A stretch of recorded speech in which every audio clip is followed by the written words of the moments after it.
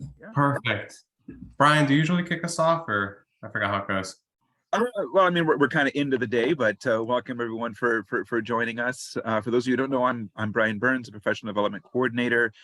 Thank you for coming and joining us. It's really important work when it comes to program planning, and we're really happy to have Oleg and Kim and the rest of the team here helping us out with this. So whenever you're ready, Oleg. Great, thank you so much. Well, I'm so excited to have you join today for our program planning training session. You know, Kim and Christy really did all the work. They'll be running the show. But folks who were involved in EBCAP last year may recall that we did a lot of work to re-envision what the program planning process looks like, to simplify it, streamline so that it's all in Word and Excel. You know, Kim and Christy are going to be going over that. What we may not realize is we also redid all the Tableau dashboards. So they're hopefully a lot more user-friendly now, and address some of the things that people have asked for before. So the session will be recorded. The other kind of things I will say, and I'll send an email for this afterwards as well, is this year is super important for program planning because all of the program plans that you complete will be sent to ACCJC. And they're probably going to be doing like a random spot check of some of them just to make sure they're complete and we're answering all the questions we said we would, and we're covering the things they care about. So if ever there was a year to care about program planning, this is that year, because this is sort of like the do or die moment here with ACCJC. And it's due like every year on September 30th. Crucially, myself, Christy, and Kim, as with all years, we're available offline anytime, you know, up until the deadline. And even after the deadline, if it comes to help you with any kind of questions you might have as you go through your program planning journey. So without further ado, I'm kicking it over to Kim and Christy. Hey everyone, I'm Kim Waters. I am a technical data specialist with the Department of Institutional Effectiveness, Grants and Planning. Christy? Hi everyone, I'm Christy Gonzalez. I'm a technical data specialist as well, and I've been here for about a year and really excited to kick off program planning this year. Okay, so I am just gonna get started here, and a couple of things. Christy's gonna monitor chat, so if there are questions throughout the presentation, we will follow up with those questions after each segment. So don't worry, your questions will get addressed. All right, so then let me share my video screen. Can everybody see? Yes, we can. Okay, so the way to get to this year's program planning Tableau dashboards is to go to the Moorpark College website. Once you're there, you're going to hover over the About header, and then you will go to the bottom of the administration column, and you'll find the Institutional Effectiveness Grants and Planning link. We're going to click on that. Once we're there, we're going to scroll to the bottom where the research, resources, and data are, and we're going to click on the Program Review Data link. This will link us to Tableau. For some of you, if you haven't already looked at this, you may be prompted for your Tableau credentials. Those will be the same username and password that you use for the district portal.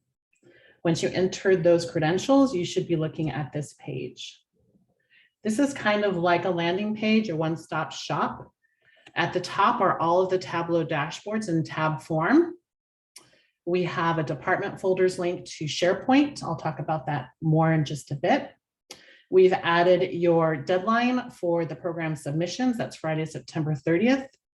We've also provided our contact information. So if you need to reach out to Christy or I for technical assistance, our information's there. If you are having difficulty deciphering some of the data in order to write your narrative, Oleg will be your best contact for that.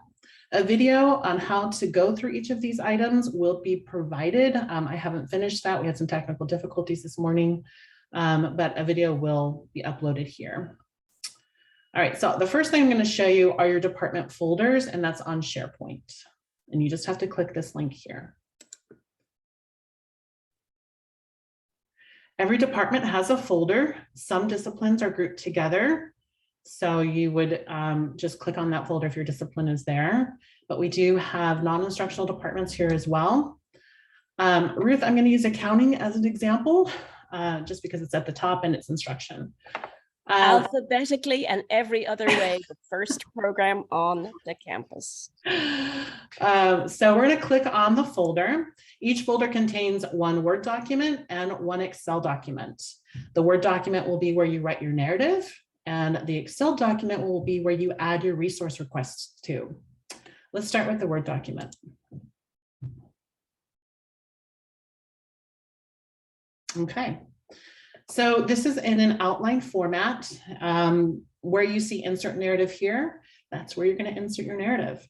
So for outline item A, we would like you to provide the names of your program plan authors. All you have to do is select and type over.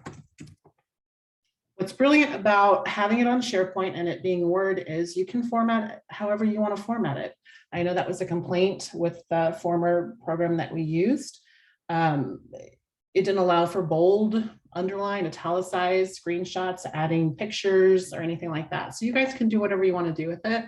The other thing that I want to draw your attention to is that it automatically saves. That's one of the beautiful things to having it on SharePoint is that if you walk away, if it shuts down, if you lose power, you can log back into this site and your work should still be there. All right, so for the description of the program, we have several prompts for you to help aid you in writing your narrative. Do your best there. Same process, just type over. Outline C talks about strategic directions. We have 6 prompts for you. We have strategic directions, equity and inclusion, modality, SLOs, collaboration, and CTE if it's applicable. I'm not going to read all of this to you. I know you guys can read yourselves, so I'll let you guys do that. But the one thing I did want to draw your attention to were the links that we've provided for you.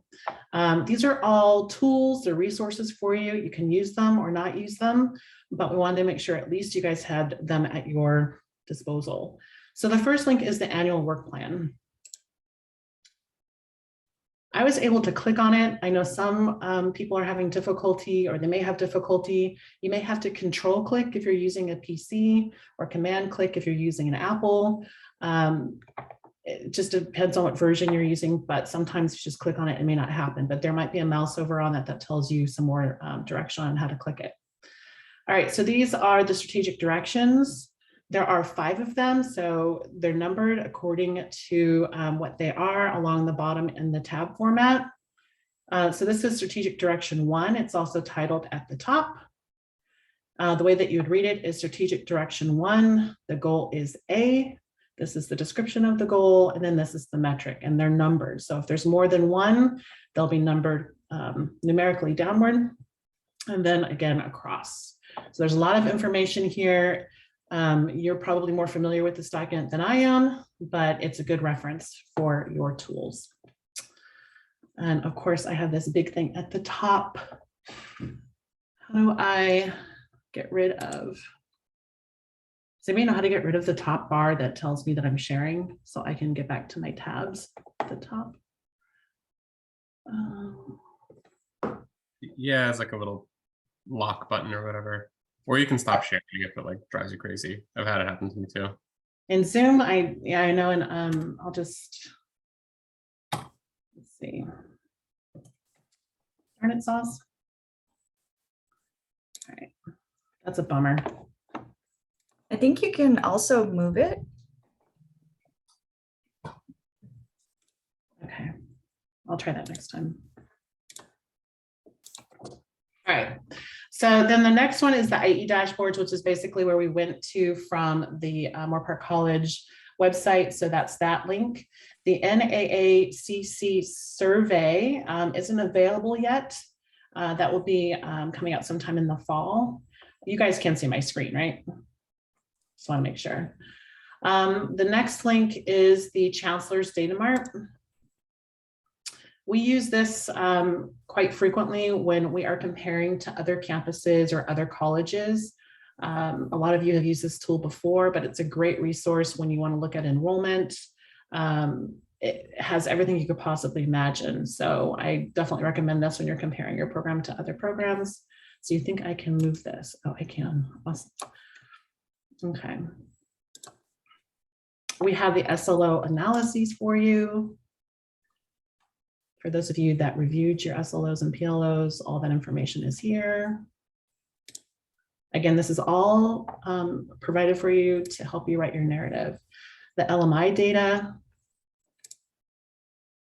if this applies to your program. Launch board CTE outcomes. This is the CalPass login for you. You can search by district or college. And then the prior program plan, including VP evaluations and samples of strong program plans. So you can look at all of the prior program plans. Last year's would be here. And for some of you, they may look familiar. We had initiatives and resources, resource requests, strategic directions, and the glorious SWOT. So if you don't remember what you wrote, or if you'd like to look at others, please feel free to do that. Once you've had a chance to review all of this data and the Tableau dashboards that I'll be showing you soon, then you can do what you need to do, and that's write your narrative by, again, inserting, copying and inserting. We've also provided the program plan folder link, which is going to take you back to SharePoint with all of the folders. Resource allocation decisions from prior years. So if you made a resource request and you want to know what happened or what the status was, that would be this link. And the salary schedules. If you're requesting in your resources for staff, faculty, or classified, those salary schedules are linked here for you so that you can provide the amount of money that you would need to fund that resource. And then this last part, section E, is for the dean and VP only. So again, this saves automatically. So all you have to do is exit, but I'm going to undo, so Ruth doesn't have my name there. All right, any questions, Christy, on this particular one? I think we just had a question on the translation for the abbreviations. I think the question, it might be for the NACC survey. So I think once that's available, we can include that unless we want to include that now. I mean, all of the initials. I don't know what NACCC, I don't know what's OCCO, I don't know, I know what SLOs are. All those other initials, it's like, what? You guys use this all the time. We might use it once a year. Okay, IE's institutional dashboards. I'm not familiar with this one. Oleg wanted to provide that link. He could probably provide it or discuss it. Well, if you tell me now, I will forget and no one else will know either. Can you put it on there in parentheses or something so we all know? It might bleed over into multiple lines, but yeah. Did you do a hover over for it or something? Well, it's a Word document, so it's just the link that you're going to see on the hover. I see. But it does say data mart for this particular one. This is the chancellor's, California Community College Chancellor's Office. That's what this one is. SLOs, labor market information, CTE. So we can talk about it at the end. Our department can discuss this at the end and see if we can expand these for you. Thanks. Another thing to note is that once you select the hyperlink and open it, it will have the full abbreviation or like the translation on there. So like when you select the LMI data, the first paragraph shows labor market information, and then the same thing for the data mart, and hopefully for this upcoming survey. Okay. it's like a mystery box of me. It will be fun. It's like I'm so excited. I know. Hey, this is exciting. It's not in the little box that we provide, what we used to provide last year. So this is an exciting transition. All right, let's exit out of this and we're going to look at the Excel document for your resource requests. Okay, every department has this particular file, and in it we have several columns and several rows. So each column has a prompt that we'd like you to respond to. So the name of the program, we've actually provided data for you. Since this is accounting, we're going to select the down arrow and select accounting. Describe your resource request. This is just literally typing what you want, what you believe the resource request would be. What type of resource is this? This might look familiar to you. This is going to be the category. So faculty, classified, facility, technology, space allocation, other, or program budget adjustment. This looks like it's a new one this year. And you would select it. You have your justification. This can get pretty lengthy. And as you can see, the cell is only so big. I'm just going to do an example. For those of you who are not familiar with Excel, okay. As you can see, it didn't expand for me. So the way that you can do that is you can double click on the side of the column. There are two arrows that tell you that you're doing it correctly. So once you double click, it can expand that way. You can also double click between the two rows. So once you get those two arrows again, it should expand vertically. So you have the height and you have the width. If you're not comfortable with double clicking, you can hold the left mouse button once you get those two arrows, and you can manually adjust the columns, and you can manually adjust the rows as well. Okay, so then we'd like you to provide the name of the point person in case there's questions about your request. This next part deals with the annual work plan. So we're asking you to select which primary metric this resource supports from the strategic plan. So we've provided those for you. If you're not familiar with them, that's where you can go back into the Word document that we provided with those links.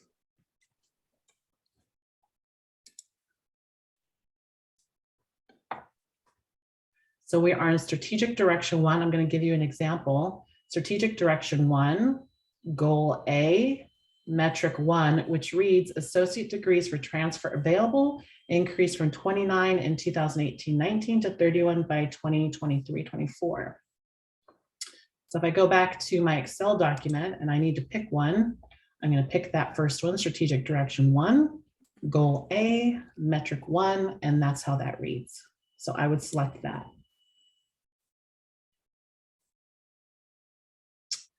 All right, once you've selected that, then you're going to enter the cost of the request. There's a little red triangle in the corner. That's a comment. So if you just mouse over it and don't click, you can read it. And that says, request under $1,000 should be purchased from existing department budgets or other campus budgets. If multiples of one item, the aggregate amount should be counted. Each example would be 4 monitors at $300 each would equal $1,200. So that's where you would put that. If you have more than one request, you're just going to repeat the same. And just, if it's a classified request this time, you would choose classified. And you would just continue until you're finished with your requests. Again, it automatically saves. So that's nice. And I'm going to undo all my stuff. Any questions about this?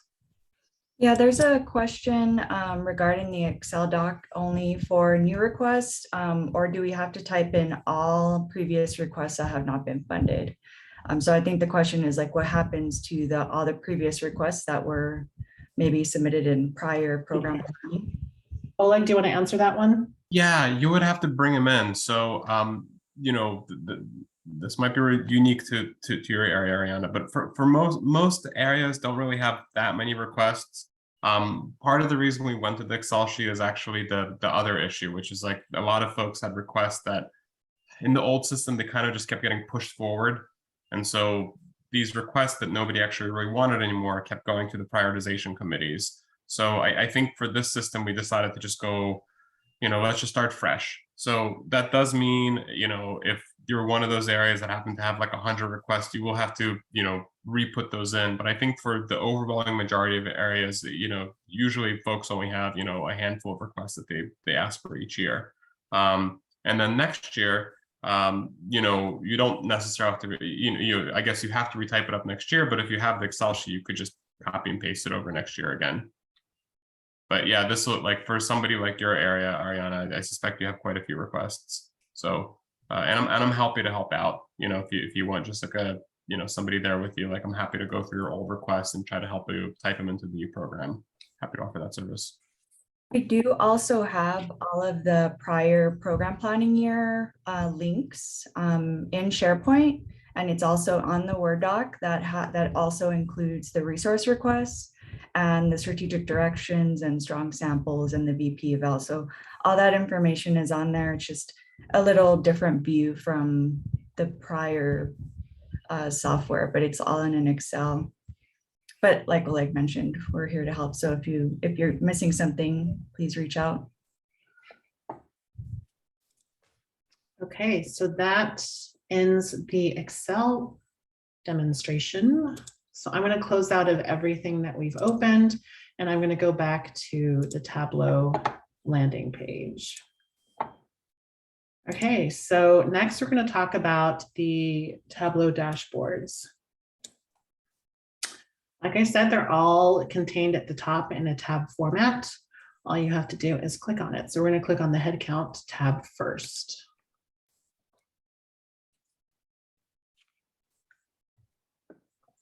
A few housekeeping items. All of the dashboards are going to look very similar to this one. You're going to have the logo, you'll have a title, and you'll have an info button. The info button just discusses some of the elements on the page. You also have filters that will help disaggregate your data. You'll have column headers, and you'll have rows. The other thing that you'll see is that some of the columns have these little buttons that helps to expand and contract.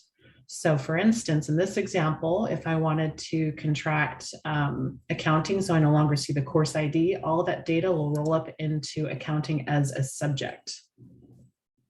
Same with the academic year. If I don't want to see it at the term level, but at the academic year level, all that data will roll up under the academic year umbrella. And we did this so that you can either see it as an aggregate, or if you want, you can also take a look at it and see it as a disaggregate by term. Question. Is it best to compare a year to a year or a fall semester to a fall semester, or are we all doing it differently? Is there a recommended procedure? I think we're all doing it differently, especially in the middle of COVID. Like, you may decide something was unique that you don't want to compare it to a particular point in time. So I think we're all doing it uniquely to best meet our needs. Probably don't just limit yourself comparing summer after summer. I would say. Right. Yeah, I think, most people usually, I mean, for myself personally, I usually just look at fall semesters, but it may be different for you because, like, you may only teach certain, like, depending on the discipline, they may only teach certain types of courses in the spring, and other types of courses they only teach in the fall. So in that case, maybe, combining them for the annual year makes the most sense. Okay, thanks. So let me show you how to use the filters, and I'll show you how to compare all the falls if that's something you want to do. Again, I'm going to use accounting as an example. So you select your subject. And so now all I will have is accounting data. As I scroll down, that's all I'm going to see. Because it is expanded, I can select a course and just look at my courses individually.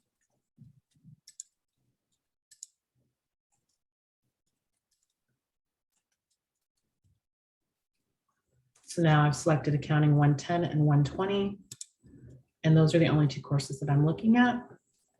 I'm going to keep the all for academic year so that we can compare all of the falls. And so I'm going to uncheck the all under the select term, and then I'm going to check all of the falls.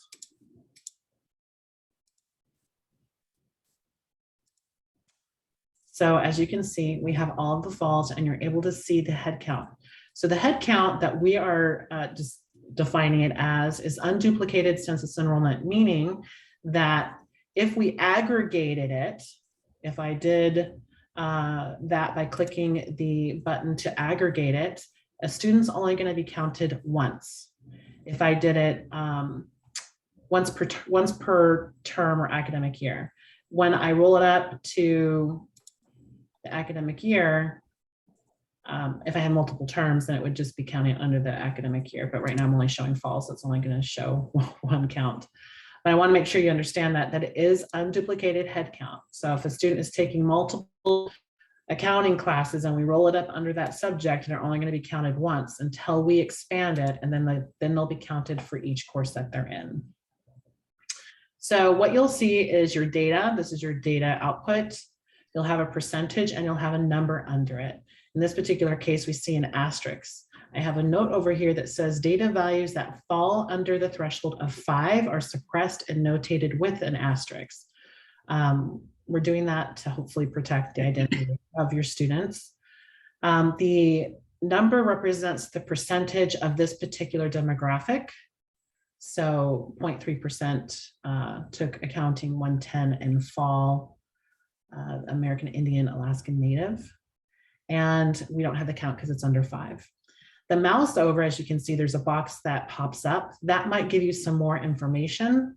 So look at that so that you can define or detail your narrative a little further if you need to. The numbers populate horizontally, so your total is over here in this particular view. So your grand total, we have 323 for fall of 217 for accounting 10. You can change the demographic by selecting which one you want to look at.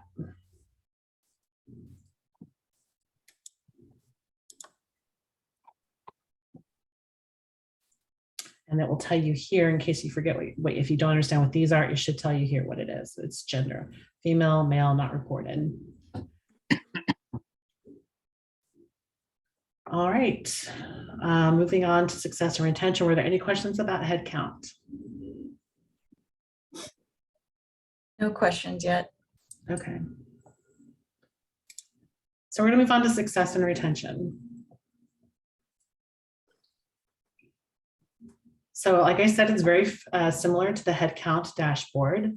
What you'll see is a new filter that says select success or retention, so that you can actually toggle between the two.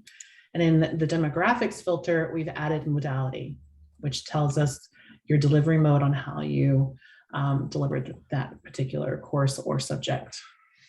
In this particular one, again, it's success retention for graded enrollment. So that would be any student who received a grade, including W's and EW's. Those students are counted. In this particular example, what you're seeing is the percent of success, but the number represents the total number of students at the end of your class. When you mouse over, it will tell you the success count. So out of 31, 26 were successful, which gives you the 83.9% success rate. When you combine, in this particular example, success and modality, when you combine them all, the average success is 79.2% with a count of 72. And 57 were successful. So again, you can change which view you want to look at. So right now we're at success. We can change it to retention.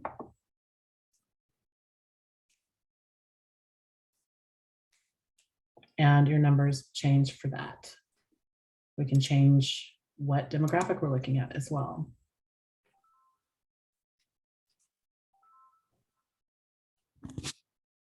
So again, this is expanded out. If you wanted to, you could contract it and look at the aggregate instead of. I am good. Right. What time is it again? Christina, you're in mute. Yeah, Christina. Okay. So we've contracted the term back up into the academic year, and now we've contracted all of the courses into accounting. So as a whole, accounting now has an 89.3% success rate.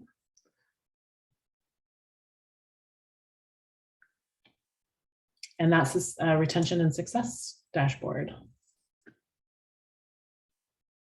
Any questions about this one? I did want to bring your attention, for those of you who are not familiar with the way we do our academic years for this particular report and what we do with our data. Summer is our header. So we have 3 terms per academic year. We have summer, fall, and spring, and those are the 3 that we group up with, summer being our header. The summer of, and so you can tell that's why they're sorted this way. We had a question on the chat comparing success and retention. So whether or not like success should be stressed over retention. So the question is, how important is retention these days? Success is what we should really stress, I think. Oleg? I was just about to respond to, but yeah, I agree with Danny. We added retention because some people ask for it still, but honestly, success is really the more salient metric. Thank you. Anything else? Ruth? Yeah, can you just identify dates for determining retention and success? Retention is anybody left in the class after census, correct? Correct. And so that's retention. Success is anyone getting a passing grade? No, it's anybody who received a grade and we're considering withdrawals and EWs as part of that. So those would be unsuccessful. Even yeah, so success is anybody EWs? who got an A, B. A success rate is anybody who got an A, B, or C. Right. That's what, okay. Right. Or, But you know, a pass. EWs are going to be counted in that? Because, I mean, Yeah, it's how, that's yeah, anomalous, I think. well, we do have a final grades dashboard, so you could look at that as well. But Right. the according to our Argos and Banner data, it is given a non-successful indicator. I don't think it negatively affects the student, the EW. Right, right. But, The yeah, EW doesn't appear like it basically it erases all records of that class, which is why I'm thinking that, because I know I have encouraged several students to consider that when they've, you know, really suffered from COVID. Mhm. Obviously, I would want to do that anyway, because it's in their best interest, but it's a bit troubling. Oleg, untrouble me. Sorry, I was responding to something in chat. Ruth, I missed it.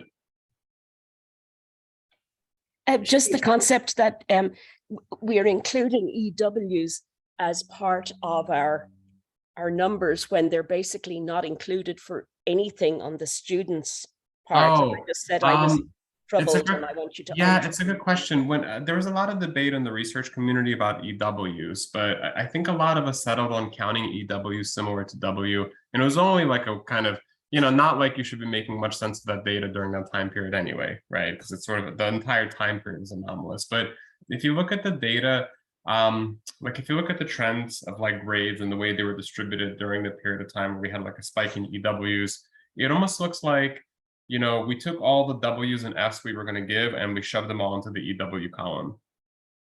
So, you know, there was a lot of debate about excluding EWs or including EWs. I think we just settled in the end of including them just because from a data standpoint, it really just looked like all the F's and W's kind of became EWs, which is reasonable. But I think it's to, you know, somebody had a question earlier as to like, you know, do we review by the semester or do we review by, you know, the review by year? I think it was Sydney. Like this would be a good example of why, you know, you may want to avoid spring of 2020, you know, when you're reviewing your data or just, Right. you know, yeah. Right.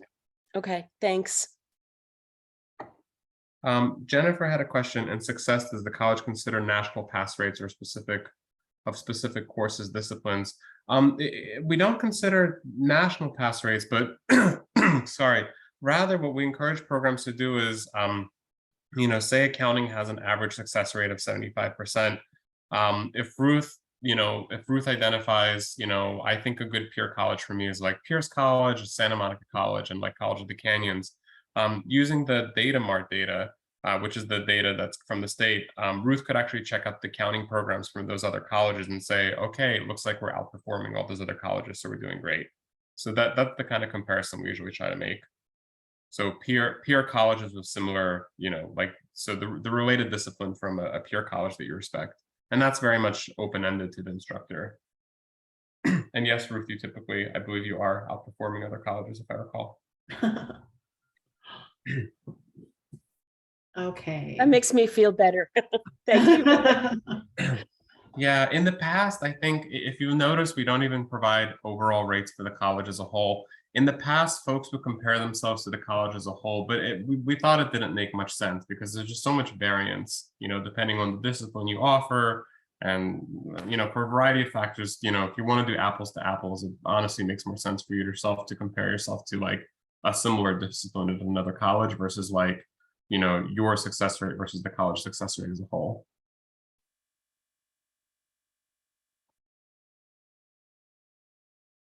Any more questions? Okay, so we will go to the special populations headcount. This is very similar to the other headcount dashboard, except instead of a subject and course information, we have special populations.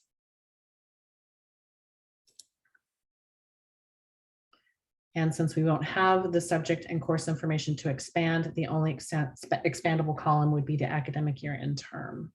Again, headcount only counts at once if it's in the aggregate. And we have the same filters available to you, so you can change which demographic you want to look at. How many special populations are there? Can you drop that down? Oh, lots. We went back and forth with all of the groups. There were actually more than that in the prior years, and we went back and forth with a lot of the groups to determine if they still wanted to be in a special population. If you wanted to be here and you don't see your group, it may be that it's more at the course level under your discipline that makes more sense to look at the headcount numbers instead of under a special population. But yeah, so all of those special populations are here. Kim, that brings up a good point. I had sent student ID numbers, I think, for nursing and possibly might have come through for ed tech as well. Are those right, exactly housed someplace else? So yeah, I'm glad you brought it up because yours are specific to rad tech and nursing, which you can actually find under the headcount for your discipline. Okay, because for nursing, we have a lot of elective courses as well. So I would just select by course then? Yes. What you gave us was enrollment for, you told us to, I believe, pull enrollment for, I can't recall, a specific course, an introductory course. Yes. So that course information was the only course information showing up. So that's why we felt it would be better to pull it under that course. Okay. Yeah. But let us, this is a growing process for us. Exactly. So like, if you're not happy with how that looks, let us know. We can do like a custom pool for you just for this time around for program planning, and B, then like integrate it a different way next time we do this. Absolutely. Yeah. Okay. Yeah. I'll talk with you probably further. We don't want you to have to do more work, right? We don't want you to have to do more work. So whatever we can do to help you, just let us know. The only thing I think I'm missing at the moment, and it's not necessarily for program planning, it's for other reporting I do, is year-to-year comparisons or being able to aggregate 2 years together or maybe 3 years together. But we can talk offline. Okay. Yeah, we're happy to do it. Okay. Thank you. Okay, and for the special population success and retention, it's the same thing again for success and retention. Instead of subjects and courses, we have those same populations, special populations. I think Lauren has a question. Oh, I'm sorry. Go ahead, Lauren. Hi, thank you. Hi.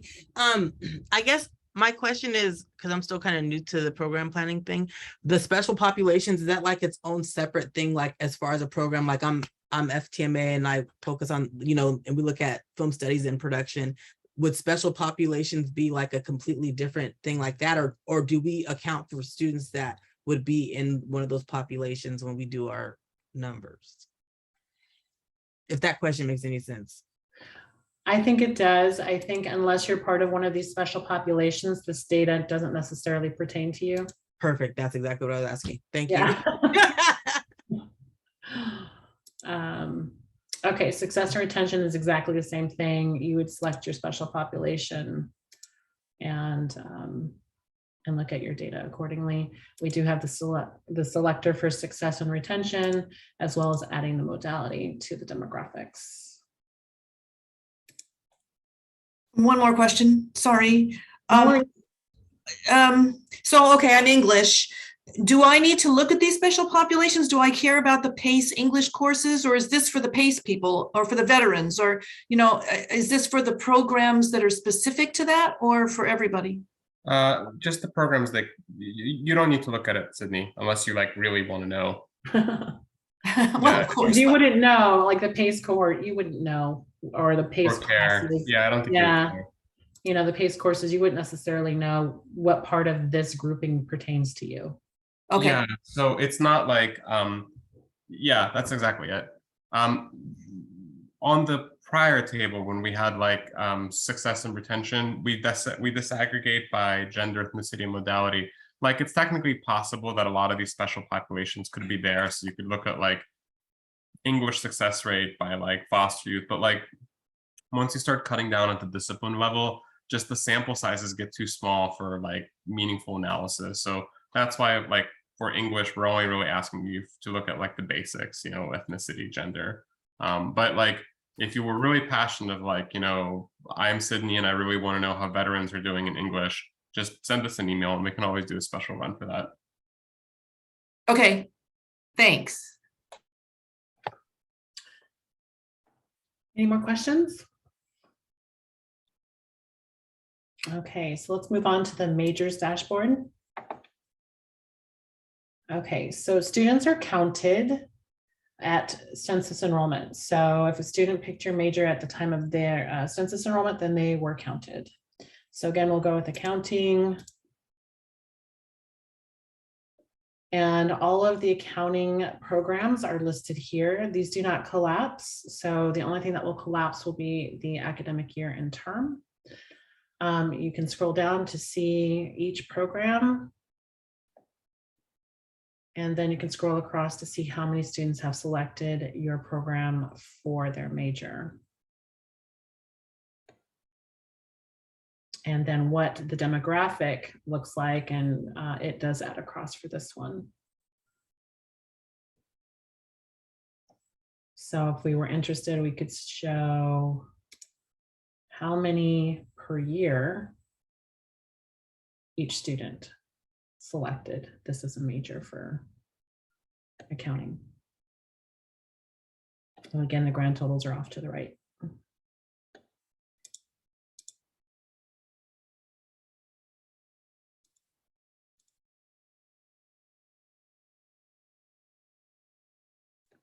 And you have your mouse over information as well.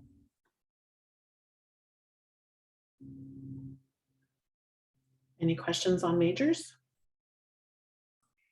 No, just a point of clarification that the majors will like include, you know, any sort of degree, certificate, proficiency award. So anything that your program offers would be included here.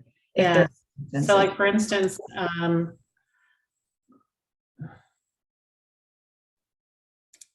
math has a data science certificate and a non-credit certificate of completion. So those are all here.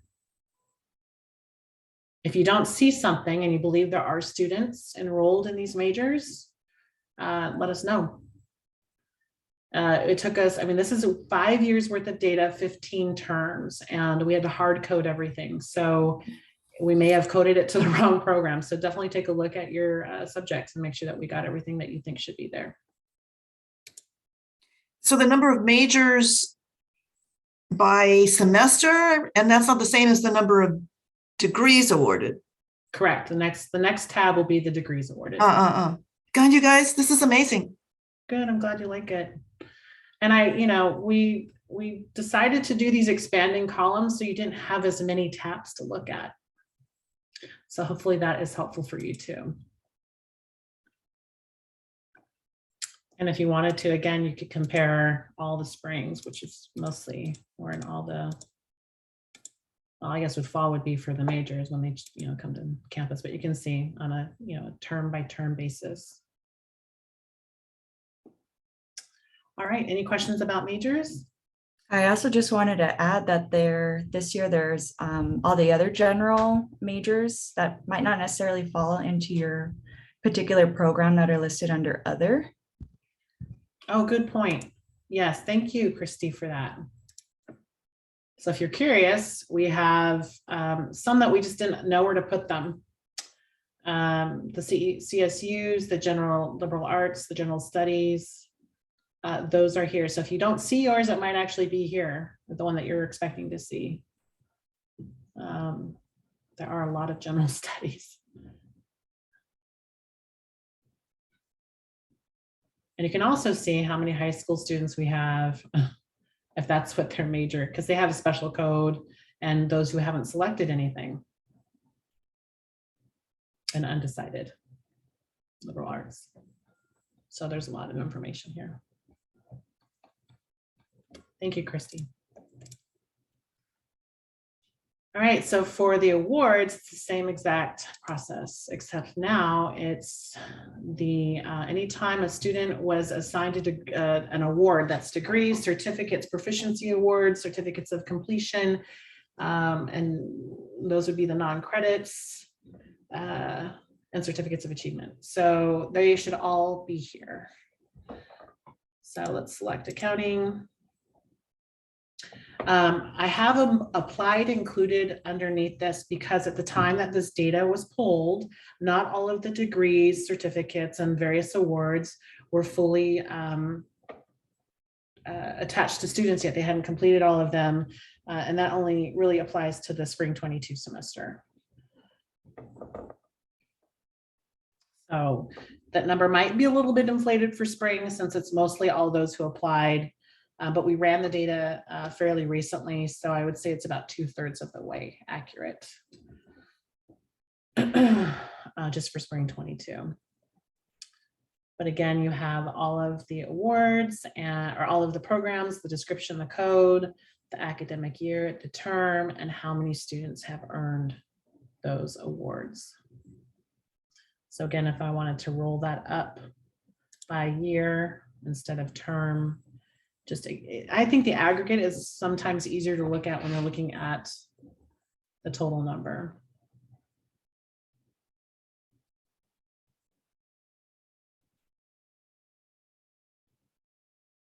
And you can cycle through which demographic you want to look at.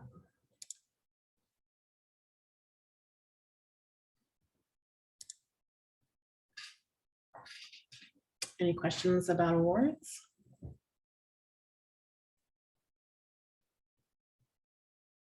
Okay, moving on to final grades. So this was a request, and so we're providing it. It shows you the student count and which grades they earned. We've also provided the modality within the demographics again for you. The way that this reads, it reads two ways. So when you're looking at the grade, again, these can roll up to subject or academic year. But for this particular one, we have summer 2017. These will, per this particular term, all these grades add up vertically. So 19 or less, that's going to be 100%, 100%, 100%. And then the total going across tells you, okay, for summer 2017, 50% of the students earned an A, all together. And this will add vertically to 100% as well.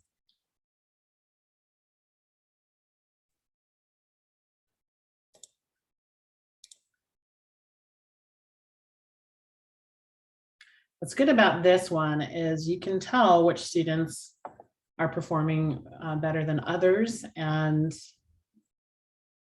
adjust your curriculum accordingly. If you're seeing, for instance, more females, and this is just a poor example, but more males are earning A's than females. I don't know how you would adjust a curriculum to work for that or plan your program around that, but it's a good thing to look at. And like I said, we have the EWs. I don't even know why that's even been in there, but we found some weird grades. We had to look them up ourselves because we thought they were interesting. We have pass, no pass, we have incompletes, but if they're there, they will show up. Incompletes, anything with an I should only be there like towards the end of the last semester, because I believe by the next semester they should be cleared. But we thought it was interesting to see those.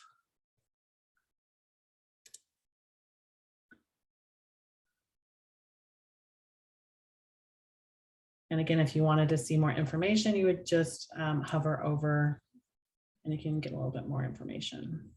And of course, my computer's going a little funky. But that was a specifically requested dashboard, and so we've provided that for you. Any questions about final grades?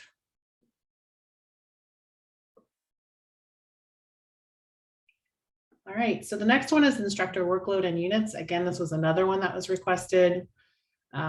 Essentially, how much of the workload and how much of the units are being taught by faculty contract types. If you don't know what these codes mean, because a lot of us don't, if you mouse, as long as there's data in that column, if you mouse over it, the box will have a description for you. So for instance, FE means contract type, code, and description is a faculty extra hourly. This particular one has a selector for workload or units. We're looking at workload right now. So 50% of the workload for accounting in this the summer was faculty extra hourly, so full-time faculty extra hourly and hourly, for a total of 0.4 workload. This is the dashboard you'd be using if you're trying to make a statement, you know, if you're trying to advocate during faculty prioritization in terms of like what your full-time to part-time ratio is, or, you know, only, you know, 40% of my courses are taught by full-time faculty or whatever. So this would be that table. Mm-hmm. So fall 75% and 25%. Does that include full-time faculty overload? So this, it's an overload is FB? I'm trying to remember. FE, yeah. FB. Yeah. Or the extra assignment as well for full-time. If it's above their 1.0, they have one extra assignment, that would be the FE as well. I'm sorry, if you mouse over these initials, does it explain what they mean? Yeah.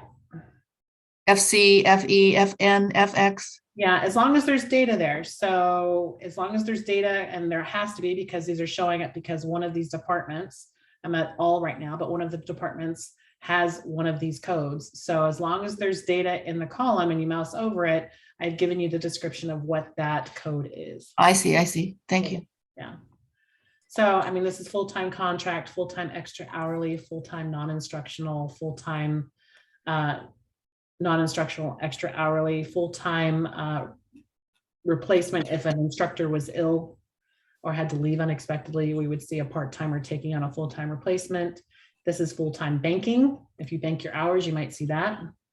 This is hourly, hourly non-instructional, hourly classified, hourly administrator, and if nothing was entered, then you would see them. Wow, could I just say, like, wow? Kim, this is Christina. Yeah. The data for nursing looks really off. It looks like we only have full-timers and we don't. So I don't know how to look at that.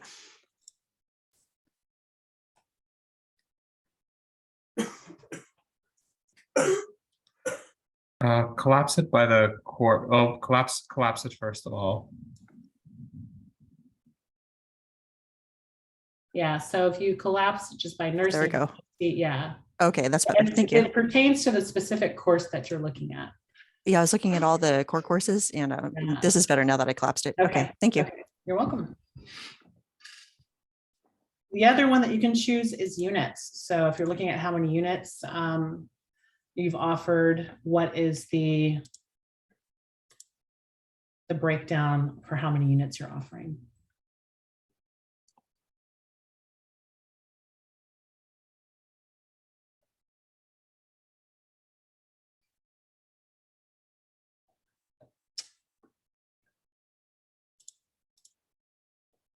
I'm trying to think of anything else with regards to these mail servers. No, that's about it. Okay, and the final Tableau dashboard that we have is the PPDR. For those of you that have been here before, this would be that Excel document that we typically distribute to you. Instead of an Excel document, it is now here. Again, what we used to give to you in prior years was just at the aggregate level. You now can disaggregate it by your course. We used to provide the academic year and the terms for you, so that still remains the same, but if you wanted to, you could roll it up by academic year. So this is going to give you the total CRNs that you offered in the term or academic year, total number of units, census enrollment, those students who completed with a grade, what the enrollment cap was, so your max enroll per course, and what the percentage of cap was. This is a new field this year, average enrollment. So your average enrollment for summer was 33. Hourly FTE, full-time FTE, and what those two equal. And then what the percentage of the full-time compared to the total FTE is, because it's 0, it's going to be 0. And then the total FTEs. Total aggregate WISH, so WISH stands for weekly student contact hours, but the total aggregate also includes, I believe, daily census as well. So you're seeing a total here. And then we have the 525. The 525 is your productivity number. That is the total aggregate WISH divided by the total FTEF. And that's going to give you the productivity number. Again, you can select your subject, your academic year, and your term. If you wanted to compare terms. If we roll it up, the numbers should change.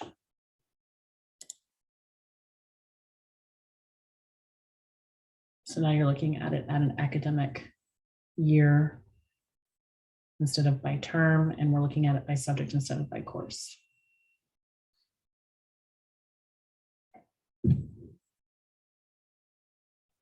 And that's this dashboard. Any questions on this dashboard?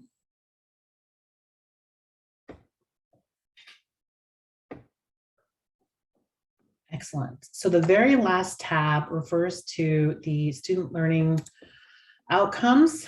And again, this is another Tableau dashboard. So we're in Tableau within a Tableau.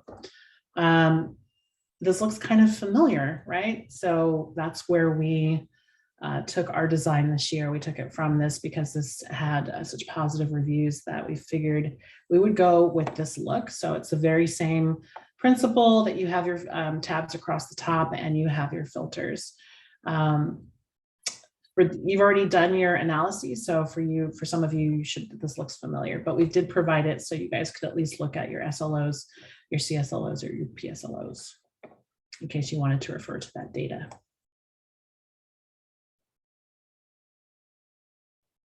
And again, I'm not sure, you're already logged into Tableau. It shouldn't ask you to relog back in, but if it does, again, it's just going to be your credentials for the portal, just like it would be once you land on this, this website of ours, the cover page. Question. On those CSLOs, it looks as if what you got there is the student data. Do we have, dare I say it, instructor compliance data? Do you know what I'm talking? Well, we like. Oh no, that this is just like the student performance data in terms of instructor compliance data, meaning like how many people actually turned in their SLOs. You know, Rachel, we were shooting for 100% every semester, and I think we were just about there, like barring some like issues that may have come up. I know Rachel worked like all summer. She did. And then I know, so we're not providing that because the expectation is we should be at 100%. In the same way that like we're not providing compliance data for like, you know, instructors who didn't submit grades. Like we're sort of going on the assumption that everybody submitted grades, barring some crazy thing that came up. But like if you ever wanted to know, at any given point, like, say we just finished up the semester and you wanted to know, what percentage of instructors have submitted or who has and who hasn't. Rachel could very easily show you how to log in inside of eLumen and just see that at the department chair level. And Danny just posted the same thing as well. So it's separate inside of the eLumen dashboard to view it. But I'll just assume that it's 100%. Yeah, I know for myself and Rachel, and others, when we wanted to implement eLumen, that was one of the things, is we don't want to add more burden to the department chair. So if you can follow up with your faculty, great. But if not, I've really tried to put the onus on myself and Rachel to do all that follow-up work. And thanks for that too. Sure. Of course. Your jobs are hard enough as it is. So we're trying not to add more to it. All right, so that's it. I'll take you back to the cover page, which is our landing page. Again, your deadline is September 30th. Our contact information is here if you need to reach out to us. And I will be uploading this exact training, a different type of video here for you as well, if you need to refer to it. That's it. Are there any questions? And then also, I know, a couple of questions coming in. I'm going to post in the chat. I know I forgot if that's what they wanted us to do, but I'll put this survey link in the, oh, Brian already got it. Okay, Brian got the eval. Brian Schwartz had a question. And what is it? Or are you gonna? Oh, circling back, one of our original, last year we focused on one strategic direction. Do we repeat that this year? No, that's exactly it. And Kim, do you have the, can you bring up a sample program plan Word document? Yeah. And we can show Brian Schwartz.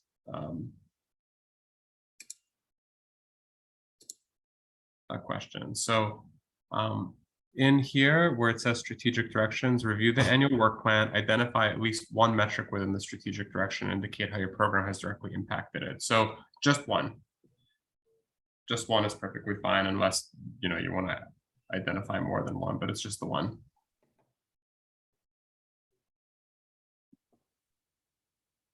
Is there a strategic direction that's recommended the most for CTE programs? Because in previous years, sometimes there's some question that you guys are please answer this one specifically.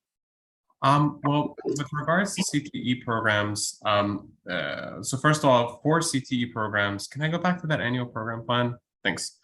There is actually a question number 6 where it's in addition to questions 1 through 5, CTE programs only. So, describe how you meet a documented labor market, and a couple of other questions that are related to CTE. Those questions are stemming from, I think, an ed code requirement that we need to address that every couple of years.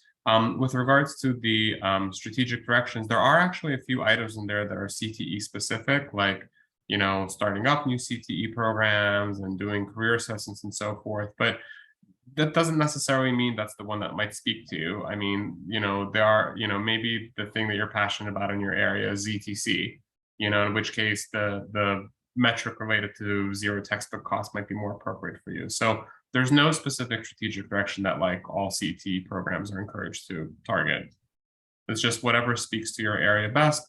And then also, it's plausible that your program might be called out directly inside of the annual program and said, we plan to do, we are totally starting up a landscaping program this year. So if you're in charge of landscaping and that's being called out directly in the annual work plan, then yeah, it's probably appropriate to make that direct connection.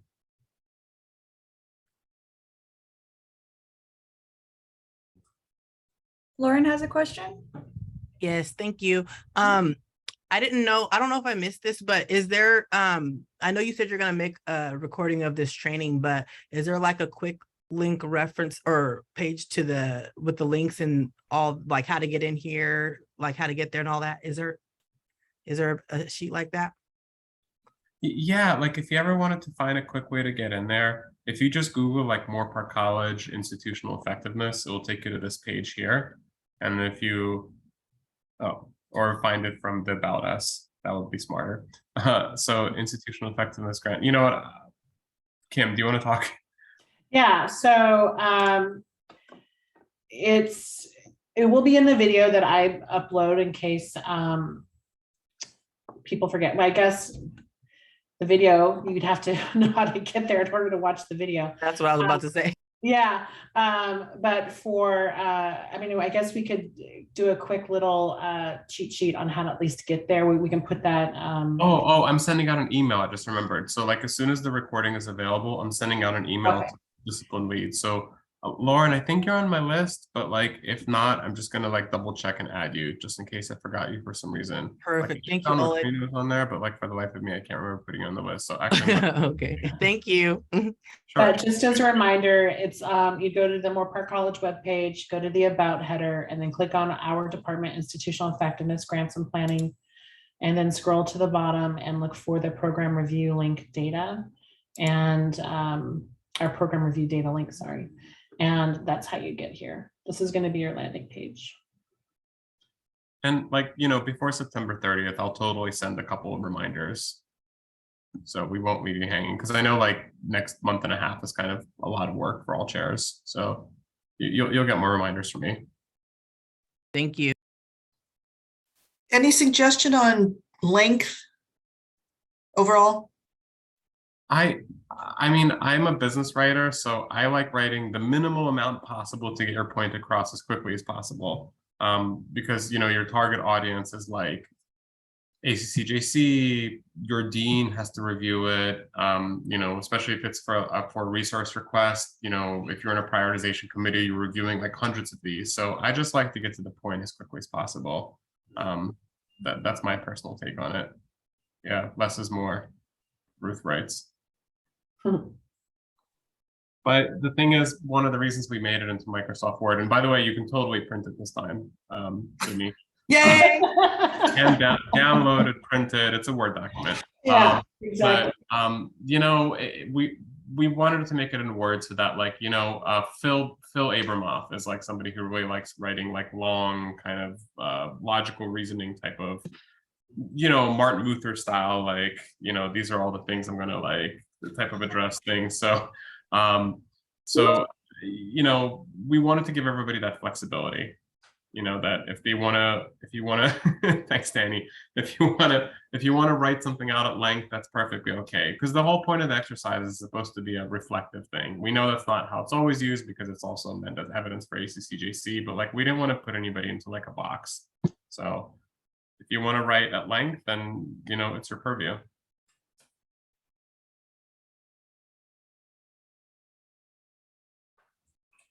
Eric?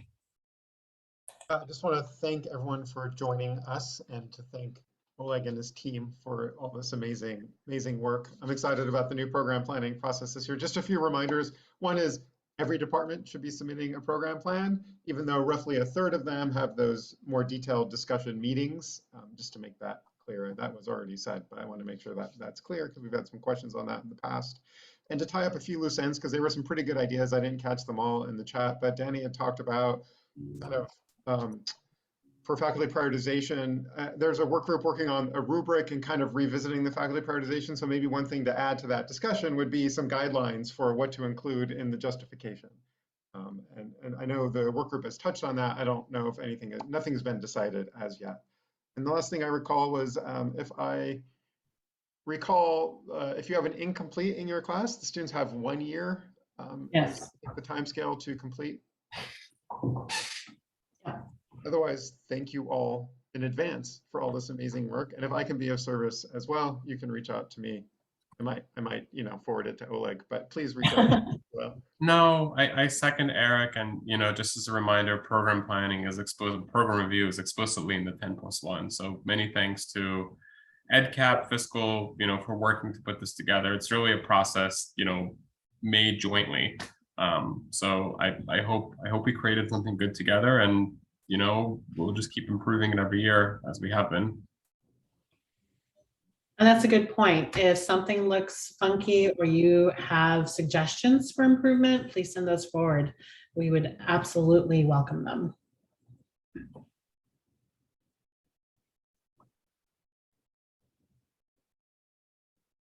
Oh, there was a question. I don't know if the list has been shared about what meetings are happening. Maybe that could be sent out. It's already. Yeah, I usually send that out as sort of my, like, I actually have the email written. I'm like looking at it. I can, like, for anybody who's still here, I could just upload it here because it's just like I have it ready to go. How do you upload a Not file? decided. Usually there's just waiting for faculty to come back from, from somewhere. Yeah, I didn't want to bother anybody, but I uploaded it here in case anybody wants to see it. The list is still like going to go to the integrated planning committee, but it's mostly finalized. So I'll send it out to everybody as soon as the recording of this session is available, but I uploaded it here in case like Danny or Sydney want to see it like immediately now. And like, with the usual caveats of like, if you're not here, if you're not scheduled to go, you can always opt in if you like really want to be in front of the VPs this year. Mhm.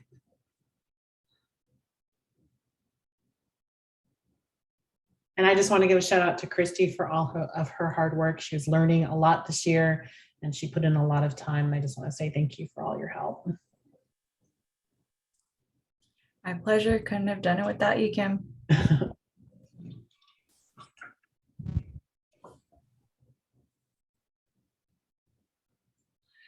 Okay, I think that's it. Yep. Thank you guys for coming. I appreciate your attendance. Do you want to adjourn the meeting, Oleg? I don't think I can. Oh. I was gonna say, I don't know. Is that going to be Brian? Brian, I think you might, unless Kim is the co-host. I think I have to don't end the have recording that for all. ability to end Let's see. it.